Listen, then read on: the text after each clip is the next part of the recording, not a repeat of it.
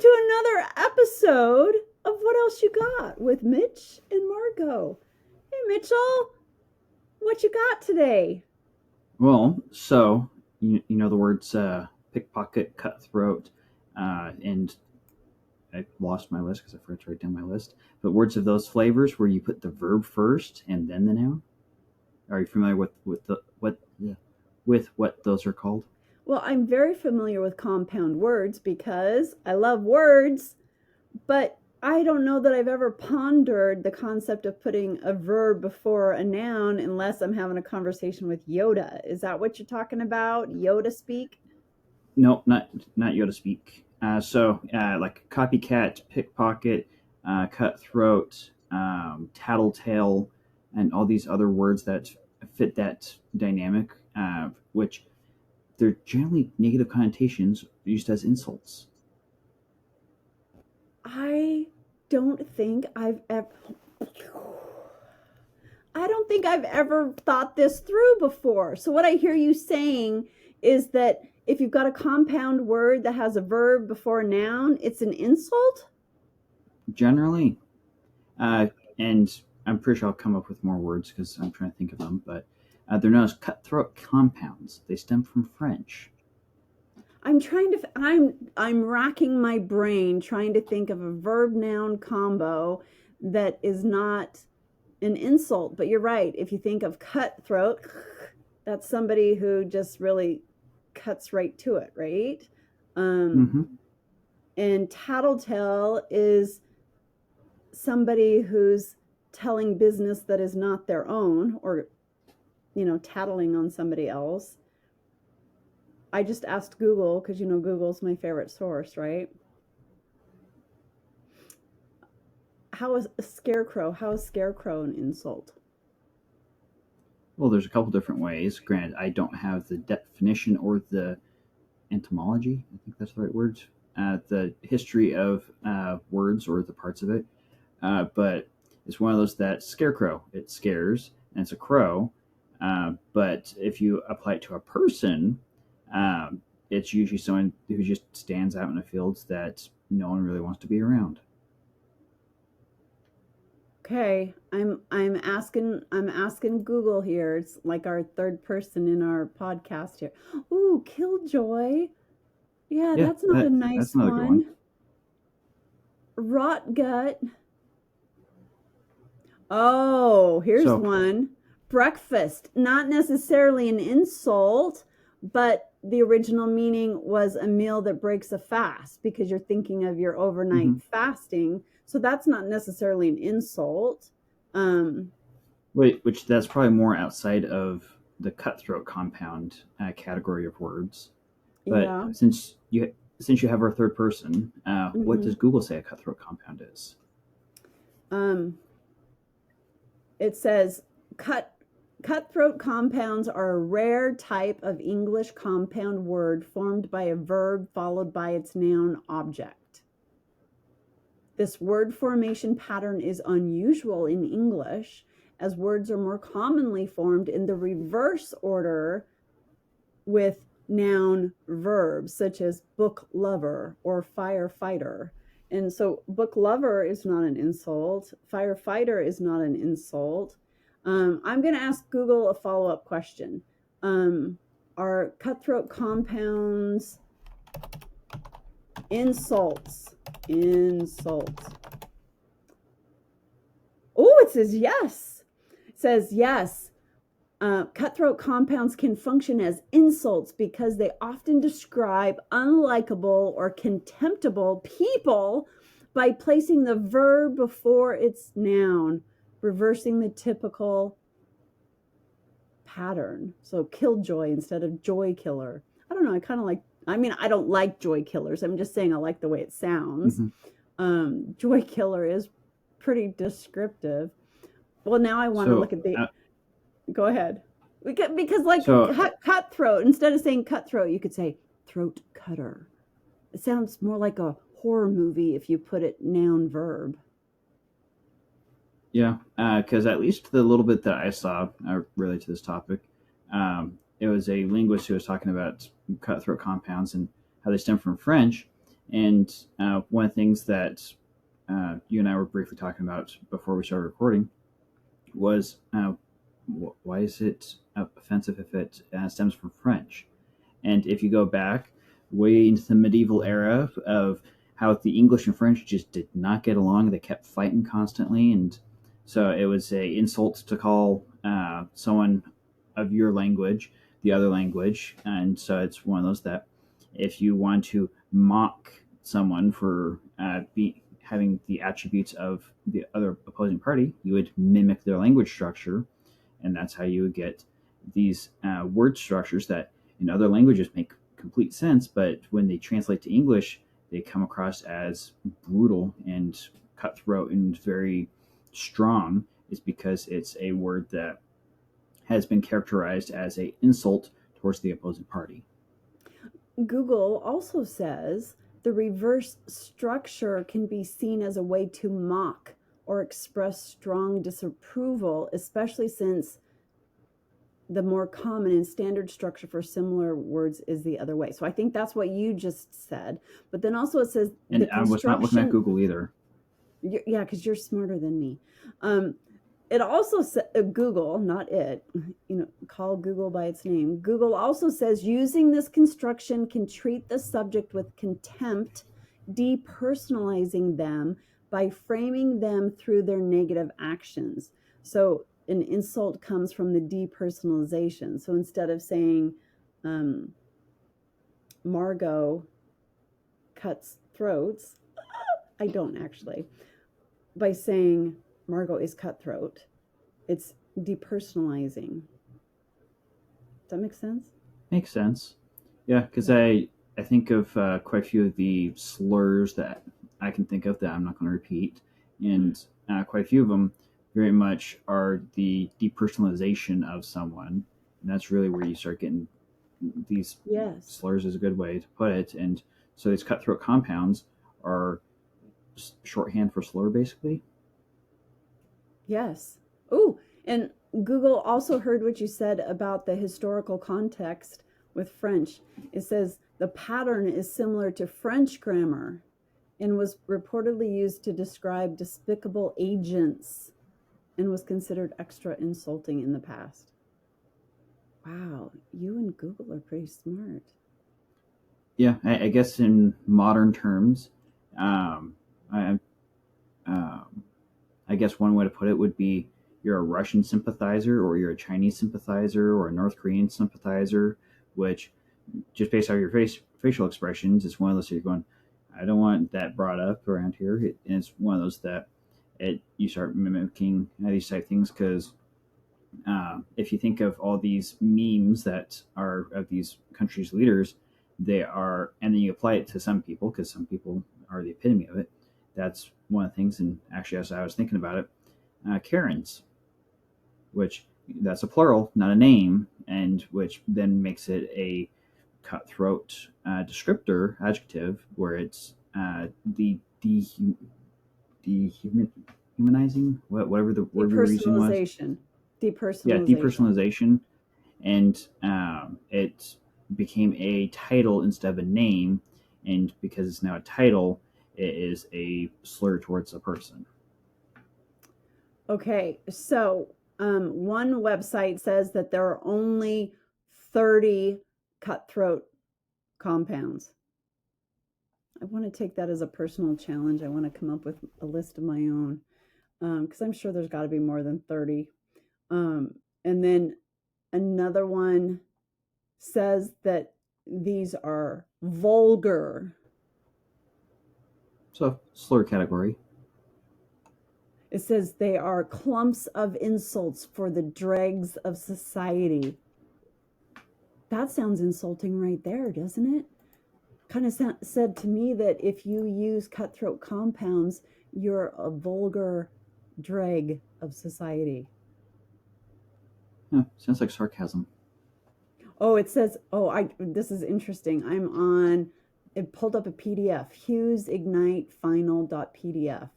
It says, cutthroat backstabbers, the vulgar world of verb-noun compounds. This sounds a little racy. We should keep reading. It says, language is a tool. Don't be a tool about language. Are we being tools? And then it defines what a compound is. We already know what a compound word is. It's two words put together to describe one idea. We already know that. Who's being a tool? Maybe this guy's being a tool. Fire truck, strong man, hovercraft. Okay, we already know those. A compound. Now he's putting in cartoons. Oh, it's kind of funny though. Maybe Mitch, maybe you can put this up on the podcast for everybody to see, because there's a picture of a fire truck, a man in his I suppose pajamas or underwear, and the man says to the fireman, he says, "Oh, well, you should have called it a water truck, not a fire truck." It's kind of funny. That is a good Get one. it? You get it without seeing the picture? Yep. Yep. Oh, Because okay. that reminds me of just some things that they were named one thing, but the epitome of what they were stuck more than what it was intended for. Um, which one of the things that I can think of offhand is like Kleenex. Kleenex has problems selling anything that's not a nose tissue. Right, and Xerox. Because Are Xerox machines still around? yeah, Xerox is a brand, Kleenex is a brand, but they've come Band-Aid's a to brand, represent what? and Band-Aid. Yes, they've come to represent the product rather than the brand. Here's a, I already forgot, a verb noun compound that is not an insult. A rowboat. Yeah, I was thinking a rum runner. Rum runner. Okay. Yeah, it's one of those I'm going. Actually, I guess that doesn't fit our compound or cutthroat compound structure, but yeah. Well, here's some that are not insults. Breakneck, that's not an insult. Like you move at a breakneck speed. Mm-hmm. Ceasefire is not That's an almost a insult. compliment. What? Yeah. Well, so breakneck is almost a compliment. Ceasefire is technically it's two verbs. Well, but also I think not two verbs, but I think the author of this paper is confusing the verb noun compound with standard words, because would you consider ceasefire to be a compound? I don't. I No, consider ceasefire to be one word. And the funny thing, as you bring that up, the influencer that I originally saw the Cutthroat from, they also brought up another set of words that they're. It's more of how things evolved. Where if you go off of the pure original words and follow how their past tense would change how it's spelled, but we've shifted to it like one shot is a term used in video games where you get to just take a single shot and you get to shoot one thing. But if you use it a certain way, I one-shotted, and that's the past tense of the action, but it's not I one-shoot it. Well, and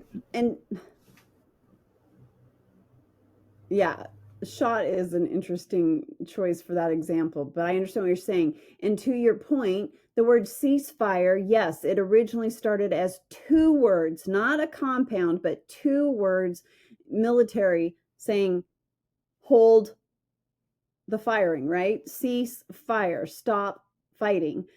So it was two words, and then over time it evolved into a compound word with a hyphen, but now it is not a compound word. It is one word that could mean either a verb or a noun.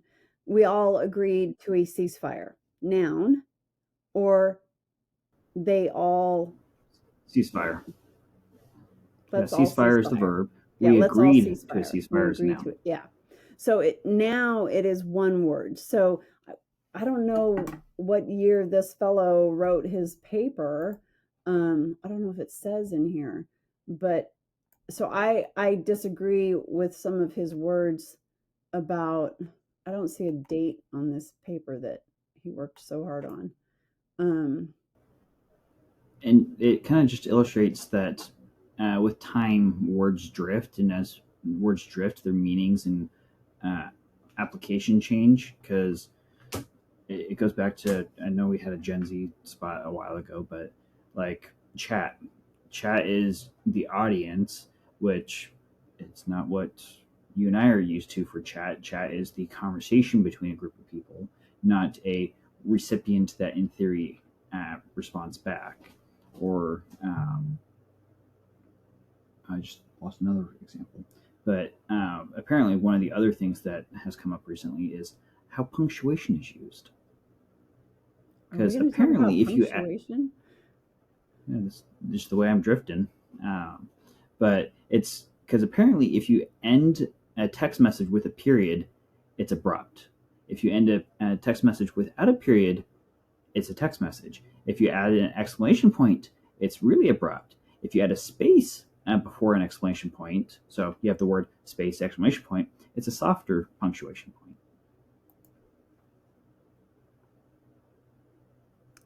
So, Miss Editor Margot, what are your thoughts on punctuation? There are specific rules for punctuation.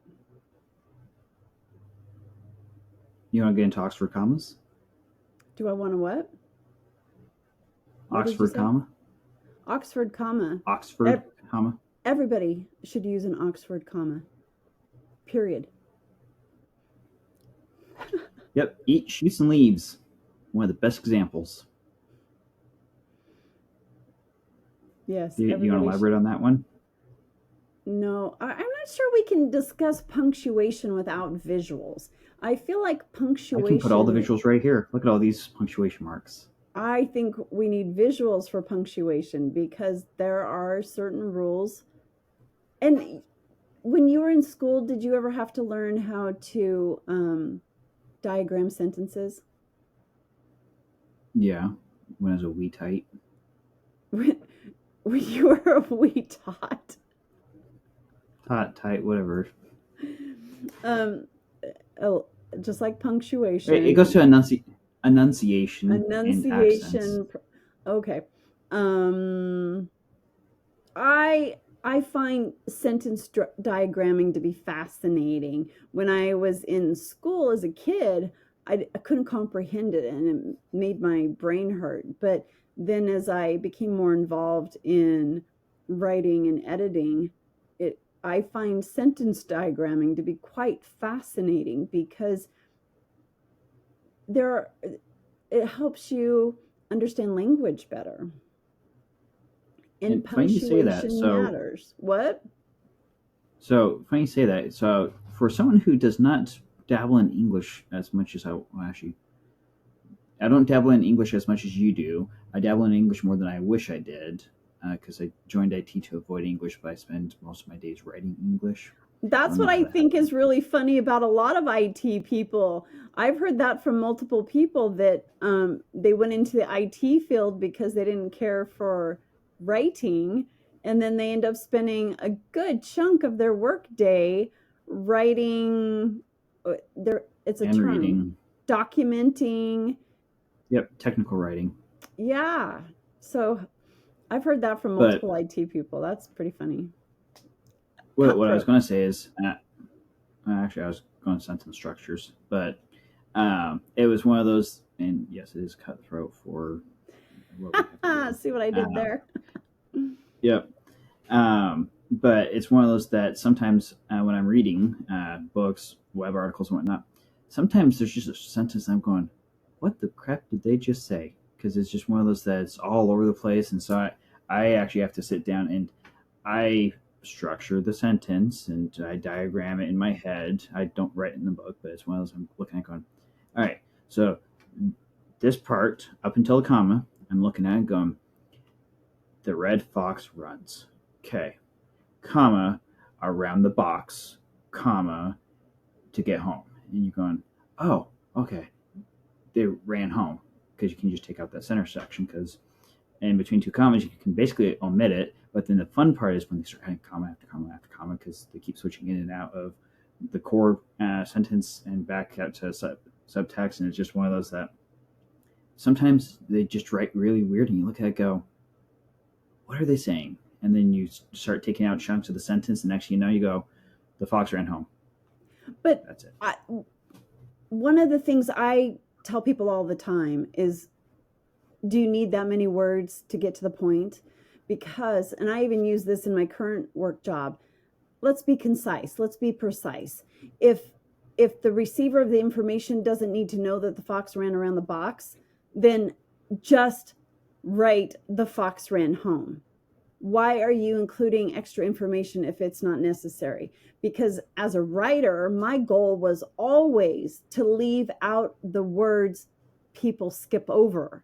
So if people are skipping over certain words, trying to figure out what your point is, then you're writing too many words. Lead with your point. What is the point? That sounds like a lot of the documents I read because I suffer from a condition where I don't read all the words, which is really annoying. And so I am keyword searching. So I'm skimming really, really quick. I don't know how many words per minute I skim, but I skim. I'm looking for very specific keywords or very specific word patterns. So I'm not even reading the sentence, but I'm going, if these words fall in this certain area, I need to read that sentence. And so I skim really quickly. And more often than not, I miss details because it was lost in a sea of useless words. And that's usually what bites me. But it's one of those that my protest against English classes is, why do I need to write a 5,000 word paper on something that I can say in 5 words? Which, on one hand, I'm going, it's useless to teach people to add in all the fluff, because I had one English teacher that said, I made a beautiful hamburger with the bun, the lettuce, the tomato, the onion, the cheese, the lettuce, the pickles, the condiments, and all that, but I had no meat to my sandwich because I just had fluff, because that's Right. what, to get your 5,000 words, that's what you end up with. But even to your point of a hamburger, if your target audience all knows what a basic hamburger is, you don't even need to describe all the details unless there's a purpose to it. So like in the art of creative fiction writing, every word, every sentence, every paragraph either needs to advance the plot or develop a character. And if it's not achieving one of those goals, then why are those words even on the page? But even if we're not talking about writing fiction or writing a book of nonfiction, even if we're just talking about daily word structure, I still, in my current job, one of my things I enjoy doing is I will use the function in whatever program to count how many words are in a paragraph. Say the paragraph, or even the sentence, say the sentence has 40 words in it. And then I show the person how we can actually reduce that and make it more concise and reduce it down to 15 words. It's something I enjoy doing, cutting out that fluff, because we're all busy. You're busy, I'm busy, everybody's busy.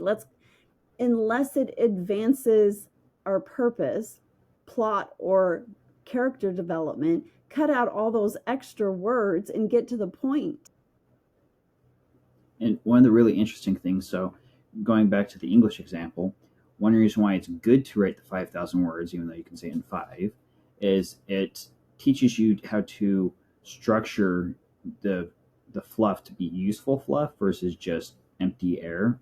Because more often than not, as I'm writing all my technical documentation, is what I assume someone knows, someone does not know. Therefore, I need to figure out how to include it without being overly verbose. And it really comes down to know your audience, because as you're able to build out these documents, if you say, go to this screen, well, their first question is, which screen, which tool, and how do I get there? And so then you have to write out 4 other paragraphs, and it really comes down to, if you need to know what level of competency someone is, and you need to work through it. Because I recently did a job, actually not recently, a couple years Well, ago. can I I interrupt did a there? job. Can I Yeah. interrupt there? So, yes, so that's one of the main differences between creative fiction writing and technical report writing.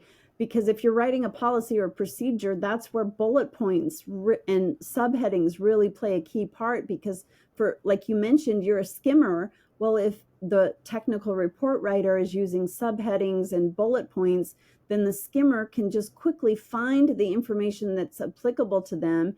And if the reader already knows steps 1 through 4, then the reader can just skip down to step 5 because they already know where that screen is that you're talking about. So that's one of the major differences between technical report writing and creative fiction. Yeah. And just as you said, structure really does tell quite a few things because, as I was saying a couple years ago, I was asked to provide documentation on a project I did, and I provided the first draft, and they go, but I feel like it's missing stuff that I don't know. And I go, all right, fine, I'll spell it out verbosely, and what if I handed it to a technical person, it would have been 3 paragraphs, but to a non-technical person, I had to spell out absolutely everything. Section headers saying this is to get to this section, this is for this topic, this is for that, and break it down. And I did lots of number lists going, if you can't go 1 to 5 because 3 and 4 are needed unless they're clearly marked optional, suggested, advised, which at those points you can start jumping around, but it really comes down to include the correct stuff for the correct thing. Because as you're saying, for a fictional, if you're describing a juicy hamburger that has nothing to do except you're just trying to fill word count, that's great. Doesn't do anything.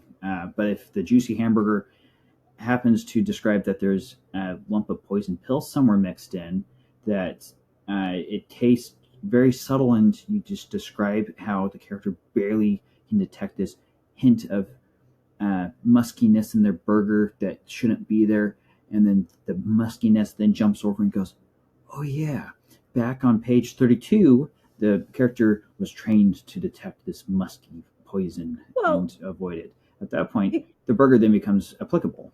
right, because the burger you're describing advances the plot. The other angle would be if something about the enjoyment of that burger develops the character within the story. So there are big differences between technical report writing, creative fiction writing, and even nonfiction writing. I used to review a lot of books, and my one of my review points on any nonfiction book was the way it was structured. Because with a nonfiction book, I would always skim the table of contents first. This is before I'd even buy a book. If I'm buying a book, I have different rules than if I'm reviewing a book that was given to me, but for review purposes. But I will always, with a nonfiction book, skim the table of contents, and then I'll flip through the pages, just kind of fan through them to look to see, are there subheadings? Are there quote boxes? Because a nonfiction book should be structured quite differently from a work of fiction that is just paragraphs and sentences. But every type of writing serves a different purpose. So what you're saying is this weird thing about these document formats, and I don't even remember all the formats. I want to say PLA is one of them, or ABA, or I think those are actually filaments, not Yeah, I have no document idea what structures. those acronyms are for. But I know that there's a million different ways to write English papers, and those who have to write English papers know all the different formats, which I don't remember. But You it's mean so that style? the Are you talking about like style guides? Like the Chicago style, no. Manual? What is that called? The Chicago Manual? So not quite style guide, but I just know English papers and basically scientific papers. They all have these different formats that they're supposed to follow. Like for English class, it's So you're talking name, about like class. APA? It Yeah, is APA. it There, is I a was close. style guide. So like Chicago Manual of Style, and then there's the APA. They're style Yeah, guides. I knew it sounded like filaments for 3D printing. But yeah, it's one of those that it's so the reader doesn't have to jump through all of the. All right, is this a technical paper? Is this kind of paper? It's very much everyone looks the same, so you can quickly tell if someone's doing something different, weird, or wrong. any writer, whether you're writing technical reports, policies and procedures, nonfiction or fiction, anybody who writes on a regular basis should read The Elements of Style by Strunk and White. Ever heard of that? It's a very small book. I could look up how many pages. It's a very small book, but to its point, it leaves out the unnecessary words. So it's a book I highly recommend. It's called The Elements of Style by Strunk and White. It is very essential. One of the examples in there talks about how we ought not to speak or write in negatives. So instead of saying, oh my gosh, I'm not even gonna be able to think of an example off the top of my head. If I was in my previous residence, I had it right behind me. And so if I was there, I could grab it right off my shelf, but I haven't unpacked all my books yet. For example, what did you say? The not tie. Nope, that's It's a tie, one. but it's not a tie. But it's... Oh, you're trying to be funny. So, yeah. So you're saying don't be avoidant, just say it straight up? So instead of saying something like, Mitch does not tell the truth. Instead of saying it in the negative, you would say, Mitch is a liar. So let's see. Mitch does not tell the truth. That's 6 words. Or Mitch is a liar. 4 words. So stating something in the positive rather than the negative, which both versions are pretty negative of you if you are a liar, but it makes it more concise and precise because you're saying exactly what you mean. You're not saying the opposite of what you mean. Wait, that didn't come out right. So instead of saying Mitch is not a liar, wait, I still said that wrong, didn't I? Mitchell does not tell the truth. I said that totally backwards, didn't I? Mitch does not tell the truth. 6 words. Mitch is a liar. I said it totally backwards the first time. The funny thing is that there's actually a very similar programming concept that you're not supposed to do negative comparisons. So if something that evaluates to true, and so the way you're supposed to do it is, what you're not supposed to do is Mitch is not Margot, which you're going, well, yeah, that's kind of obvious. But what you could do is, I saw a perfect example the other day that flips it. But basically, you want to remove the not part, and you want to say Mitch is green. And if that's the case, you move on. If it's not, you go to the next statement, and it's just one of those that you want to avoid the not statements. Yes, exactly. That's what I'm. Yes, isn't that interesting how English and IT have Yes, it's the same basic logical principles. It's just applied differently. Yes. So there is great value in being concise and precise. Say what you mean, not adding extra words.